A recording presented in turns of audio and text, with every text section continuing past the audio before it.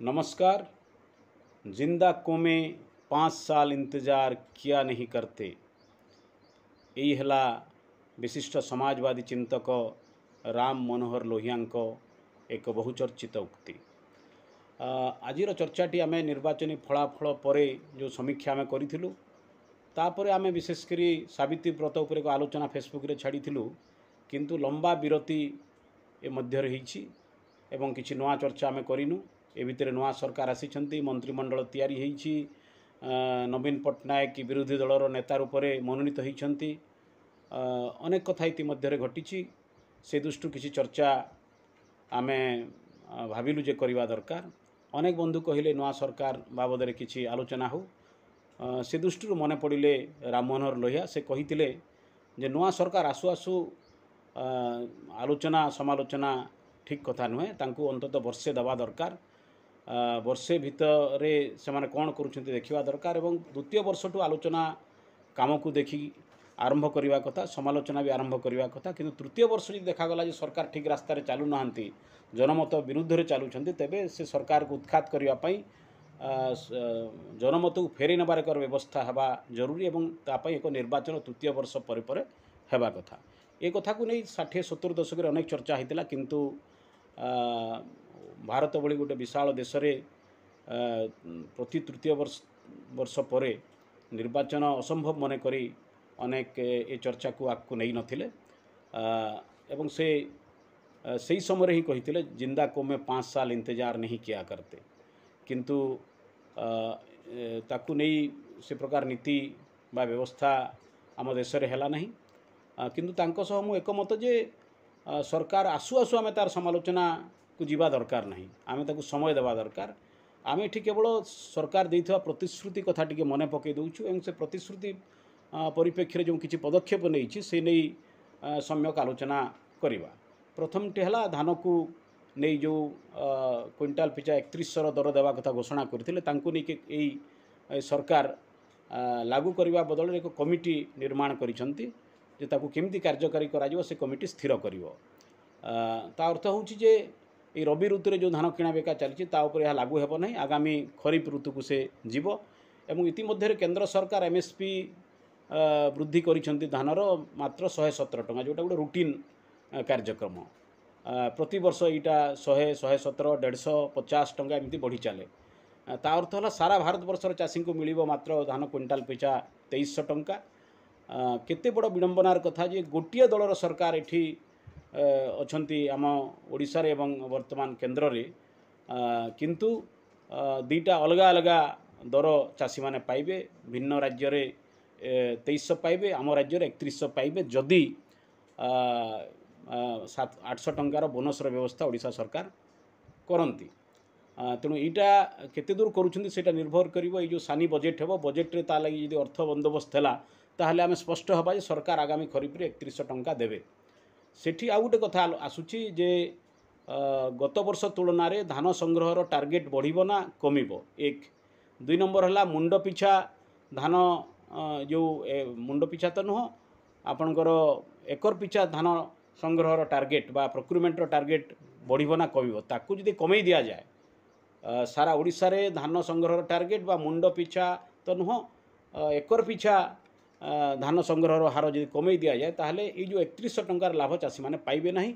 आमे आशा करुछि सरकार से प्रकार धोखा चाषी को देबे नहीं, कारण से चाहिए ये जो सरकार आसी से 5 वर्ष नुहे अधिक समय काल एठी शासन करू। अन्य कथाटी से कहते जे कटनी छटनी बंद करूँ, ये गोटे बड़ प्रतिश्रुति, ये गोटे सहज प्रतिश्रुति नुहे।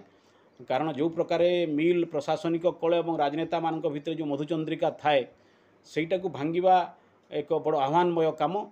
आशा करुछु जे खरीफ ऋतु रे से काम करिकी देखेबे भाजपा सरकार।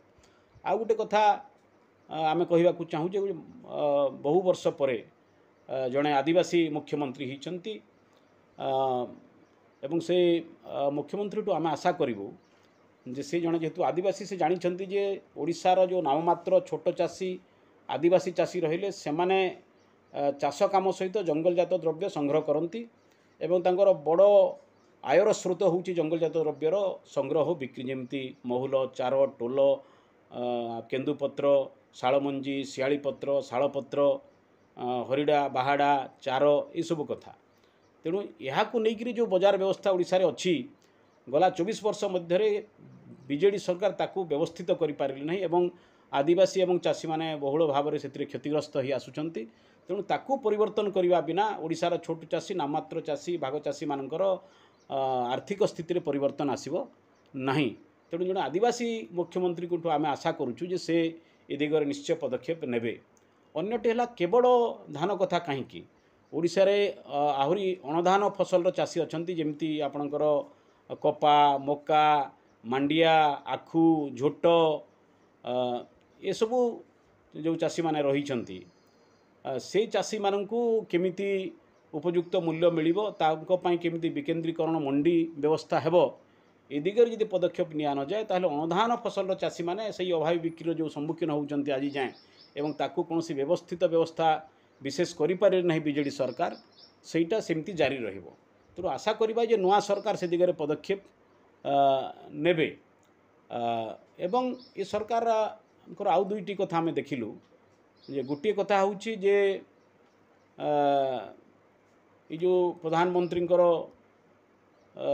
जो योजना रही चाषी को प्रति वर्ष 6000 टंका जो प्रधानमंत्री ना रही 2000 2000 2000 तीन किस्ती वर्ष को 6000 टंका दिज्व तार 17तम किस्ती बरगढ़ रे मुख्यमंत्री आसी घोषणा कले बंटन आरंभ कले एवं सही कथा प्रधानमंत्री मोदी बनारस रे कले। मु बुझी पारु नै जे गोटे नुआ योजना जदि होता ताहले ताकू एमती नहीं प्रचार करा जिबा कथा गोटे पुराना योजना को नुआ सरकार आसु आसु सेठी मोदी एवं सेठी माझी प्रचार करिवार कौन आवश्यकता थिला आमे बुझी पारु। जो हटचमट करूछंती जे सते जेमती गोटे नुआ योजना दिया जाउछि ये हटचमटर आवश्यकता नहीं।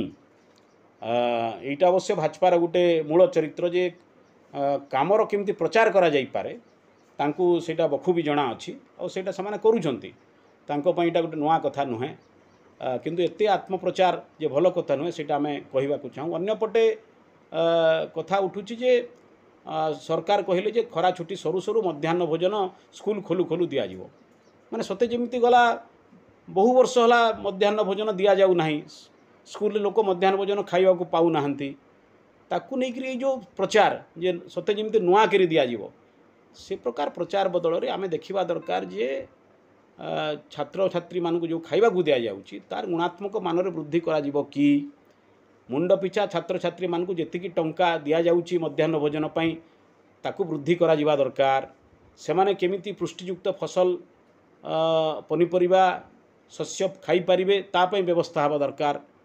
ये व्यवस्था गुड़ाक नकरी मध्याह्न भोजन प्रथम दिन दिया जिवो ये चर्चार आवश्यकता कौन एवं अन्य कथा आम देखुचु जे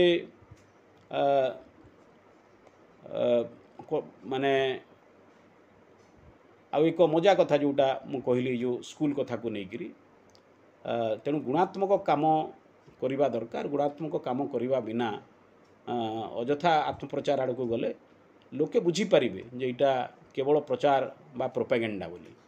अन्य पक्षे आम आमर गणमाध्यम प्रतिनिधि मानक बा गणमाध्यम मालिक मानक कहवाक चाहूँ अजथा प्रचार न करी बा गणमाध्यम दलीय प्रचार एक साधन न हो दरबारी न ही लोकपक्ष सत्यपक्ष रही देश और समाजर सेवार ब्रती हो। आज लगी एतिकी नमस्कार।